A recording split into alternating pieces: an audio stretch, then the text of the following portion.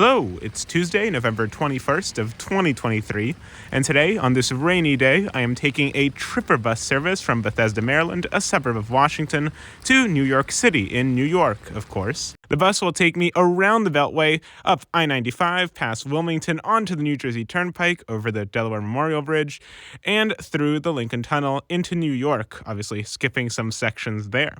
In terms of schedule, Tripper Bus runs about 1 to 4 buses per day, with more on the weekends. Departures range from 7 a.m. to 5 p.m. depending on the day, and every day seems to be different. Some are standard and others are luxury buses, but today I'll be riding the former. Before boarding, I just wanted to quickly talk about the cost of the ride. As you could maybe tell through the date, this ride was made during or at the start of the Thanksgiving holiday. So the train, the Amtrak, was very expensive at around $260 per person per way, and a Acela was even more. This bus, on the other hand, was about $43 per person per way. And yes, I did check the Amtrak quite a few months in advance. It was still very expensive. This Bethesda to New York route also has some competition through Vamoose, which is actually operated by DC Trails Incorporated, a different bus service.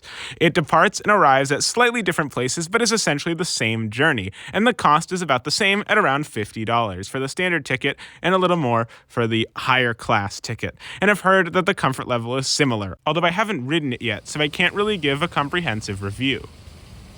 The bus platform in Bethesda was not really a platform at all. It was just on the street, and there was a guy there from the company checking tickets and orienting people as to where the bus would actually stop and where to board.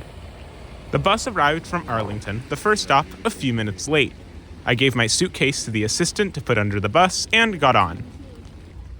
The first thing I noticed was that the bus was very empty, with only 11 people inside, I counted, so I was easily able to get a row to myself. There are no assigned seats.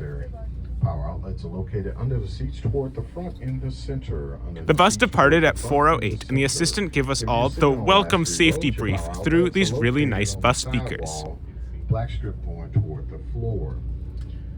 The seats had what I would call a medium comfort level and had reasonable legroom, comparable to an airplane, although I'm 5'10", so for taller folks, this might be a major downside to the bus. The seats also have cup holders, armrests, and power outlets, including USB.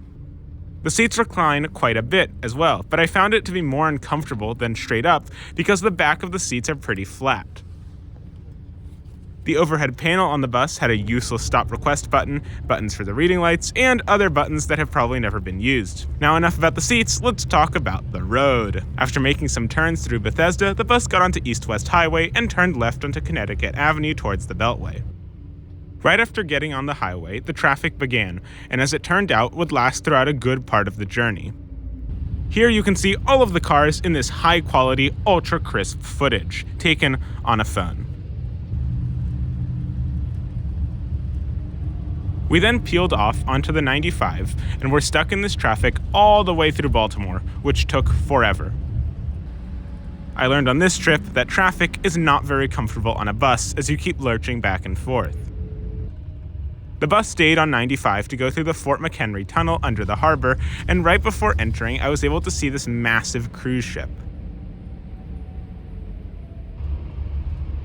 At this point, about 2 hours had passed, and we had only traveled 40 miles.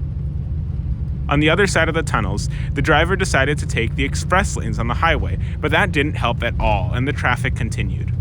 A short while later, the driver pulled into the Maryland House service stop for 10 minutes to go to the bathroom, and also let passengers do so as well, although I stayed inside. Here I noticed that the bus has some overhead space for small bags. On the way out, the traffic had considerably improved, although before even crossing into Delaware, 3 hours had already elapsed. At this point, I tested the Wi-Fi and quickly realized that it was pretty bad, only being able to stream videos in 360p or so, or standard definition.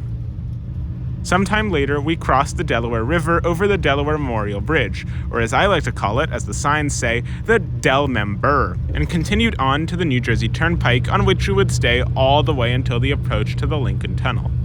Unfortunately, nothing interesting happened during this time, but that gives me room to talk about the bathroom. The bathroom was at the very back of the bus and was very small. Inside was only a shallow toilet and some hand sanitizer, which is not the best, especially compared to the other bus bathroom I reviewed in Brazil, up here. A cool feature was the little red indicator at the front of the bus and the big red light above the door that would indicate when the bathroom was occupied.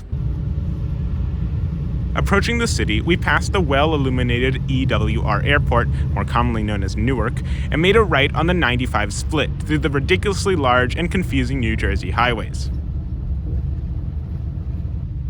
The bus exited towards the tunnel, went down the narrow approach road, around the loop with amazing views of the city, through the tolls, and under the Hudson. The driver went very fast in the tunnel, and on the way out, it made the first of many turns to get to the arrival point. Whether you're here returning home or you're here for the holidays, we do ask that you have a safe and happy holiday.